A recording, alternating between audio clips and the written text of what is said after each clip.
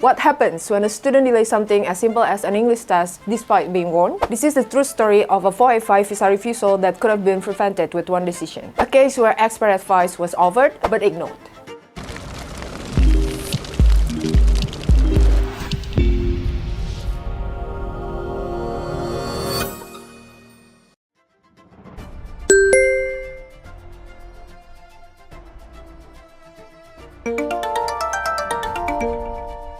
Hi there, I'm Desti. Welcome back to Education One Australia YouTube channel. Today, we're walking you through a real case involving the temporary graduate visa subclass 485 refusal that came down to the English language requirement. Whether you're about to finish your studies or just starting to explore your post-study options, this case offers lessons that apply to anyone navigating the Australian visa system. So this is a story from our client. Let's call her Olivia. She had just completed her studies in Australia and was ready to apply for the 485 visa. Like most applicants, she needed to demonstrate competent English, usually by sitting an IELTS, PTE, or TOEFL test. Some passport holders are exempt, but Olivia's nationality didn't fall under that list. We attached the official guidelines from the Department of Home Affairs clearly stating that applicants must demonstrate competent English prior to lodging their 485 visa application. Despite our efforts, Olivia was confident she didn't need to sit an English test. She believed her prior qualifications were sufficient. We explained again and again that they weren't. The regulations are very specific. Having studied in English doesn't exempt you from the testing requirement unless you're from a recognized English-speaking country, which Olivia wasn't. Eventually, we involved her family to help clarify the importance of the English requirement. After considerable back and forth, she finally agreed to take the test. But unfortunately, by then, time was no longer on her side. The only available IELTS test date was on the very last day of Olivia's eligibility window to lodge the 485 application. And here's where the rules are strict. To meet the 485 eligibility criteria, your English test must be completed before you lodge the visa. Unfortunately, she had no choice but to sit the test on that very last day. The testing body would not provide results instantly. It typically takes 3 to 5 business days. This meant we were left with a serious compliance issue. We had no way to demonstrate that Olivia met the English requirement at the time of her application. Nevertheless, to avoid missing the final deadline altogether, we lodged the visa with full documentation, including a formal letter from our in-house registered migration agent. The letter outlined the circumstances, the advice given, and the delays beyond our control, and a sincere request for consideration under discretionary grounds. Despite the effort we put into the submission, the outcome was clear out. As we expected, the department refused the visa. The reason was straightforward. Olivia didn't meet the English requirement at the time of application. The legislation is clear, and even though we attach supporting documents and a professional cover letter, there are no exceptions when core requirements are met.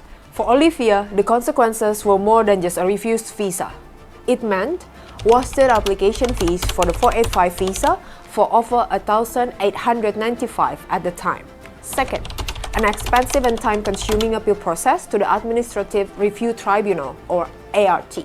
Third, emotional stress, uncertainty, and a sudden halt to her career plans in Australia.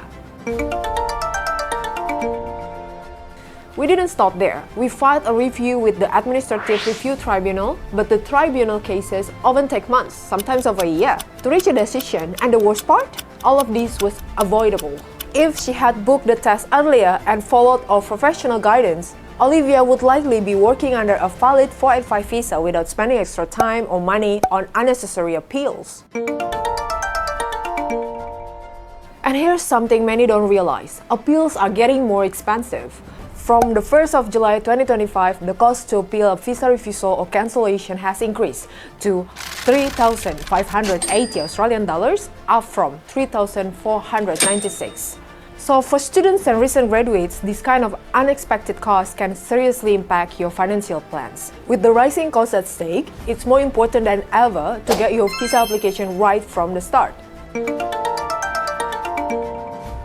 It's also important to understand even if your situation sounds similar, your pathway and required documents may be different. What applied to Olivia may not apply to you, especially depending on your nationality, visa history, or test scores you previously submitted.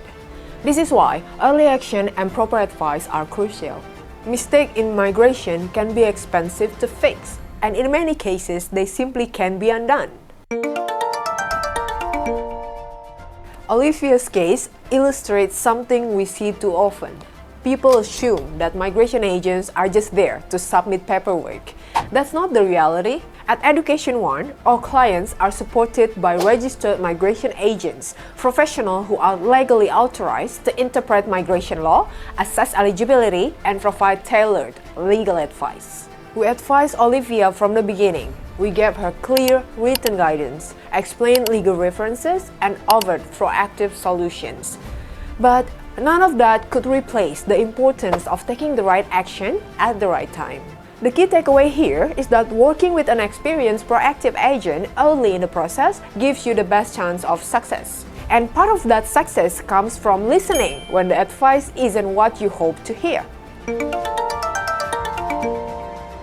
If you're preparing to apply for a subclass 485 visa, here are the key things you must not overlook. First, start early. Don't leave English test or document collection until the last moment. Second, don't assume exemptions. Always double-check your eligibility based on official government sources or speak with a migration agent. Third, understand the English requirement. Your results must be valid within the 12 months prior to your application. A test you use for your student visa may no longer be valid. Listen to professional advice. We're not here to say what you want to hear. We're here to help you get it right. If you're unsure whether you meet the current 485 visa requirements, take action early. Don't leave it until the final week, like Olivia did.